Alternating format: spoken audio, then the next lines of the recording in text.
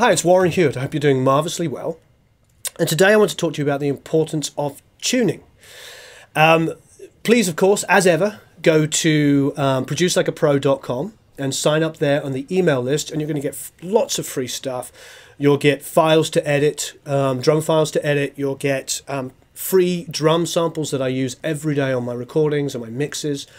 You're going to get tons of other, there's always giveaways that we're doing where you can get free equipment. At the moment we've got Yamaha guitars, Lewitt microphones, Klotz cables, Arturia keyboards, extreme isolation headphones, Mac DSP plugins, whole bunches of stuff. And we're always going to be adding more things to it. So please sign up for the email list and you'll get to know all about that. And of course, subscribe.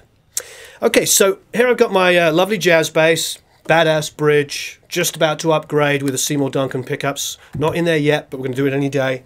It's a wonderful bass. It's a Mexican bass. It was $179 new 15 years ago. It sounds wonderful. Now, I use heavy strings on this. The reason why I use heavy strings is because when I'm playing, it's easy if I'm excited, you know, it's to bend the strings quite easily. So if these were light, I might go sharp, which I don't want to do.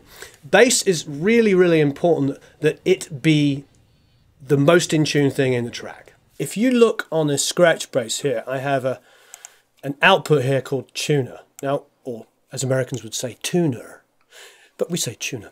And it's set to pre, so it doesn't matter whether I mute this or not, and it will send to there. So what I've done is I've taken an additional output from Pro Tools. So if you've got on your I/O, if you have, you know, more than 2 outputs, or if you just want to send the main output to it, that's fine as well if you can split it off. So what I'm going to do is I'm just going to go Option and click on it and then drag it down so it's also on my DI. I can turn it off here, which is Command click, and that will bypass it on the original scratch bass. And then let's just put it into input for a second. And if you look up there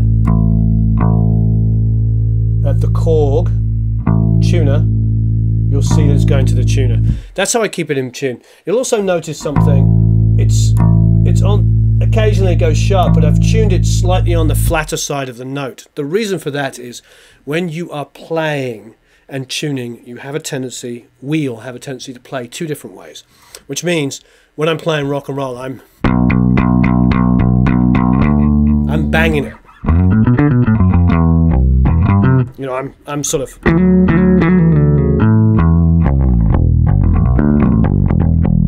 So if I tune it exactly on the note, every time I hit this, it will sound like this. It will sound sharp.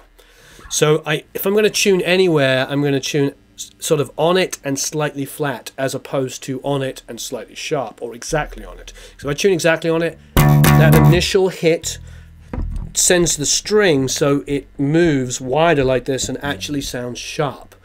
So you've got to be really careful. It's fine if you're doing like a long note, because if I do, I mean 90% of that is going to be the decay. But if I'm only doing 1/8 notes, 100% of it is the initial hit. So always be careful when you're tuning bass in particular. Obviously this applies to guitars as well, but particularly bass, to make sure that you're never sharp. That you, if anything, you're like slightly below the center, just to counteract those hits. Also, another thing that a lot of great bass players do, my friend Scott Schreiner from Weezer, he will tune his bass, you know, all over the neck, as opposed to only tuning open strings. Because you might play the open E twice in a song, but the rest of the time, you know, and so why tune for just that note if 90% of the time you're going to be in and around the 5th to 7th fret, where most of us tend to live.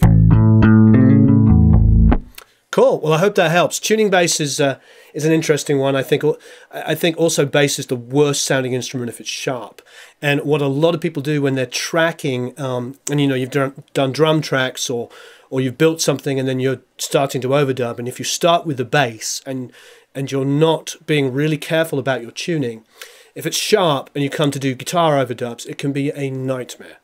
And I've heard many stories of people, you know, back in the 70s recording bass on tape and then having to slow the tape down so everybody else could play and tune to it. Or sitting there trying to figure out what the E was on the bass, you know, and tuning their guitars to it. So you've got to be very careful. And the bass is being usually in most circumstances, except for this, it's usually the first instrument that people put down after, you know, drums, etc. Just make sure that you get the tuning on that completely correct, or it will throw the rest of it off. Okay, great. Thank you ever so much for watching. Please go to the email list, which is on producelikeapro.com. Sign up. You're going to get tons of free stuff. We're always adding to it. Please subscribe and leave me some comments below. I love hearing the comments. Also, your experiences really help me, and vice versa. This is a great two-way street. The things that you have tried and you have done, I learn from everybody all the time. So I love being able to impart information I have, but also it's fun to hear cool things come back. So thank you ever so much for watching, and I really appreciate it.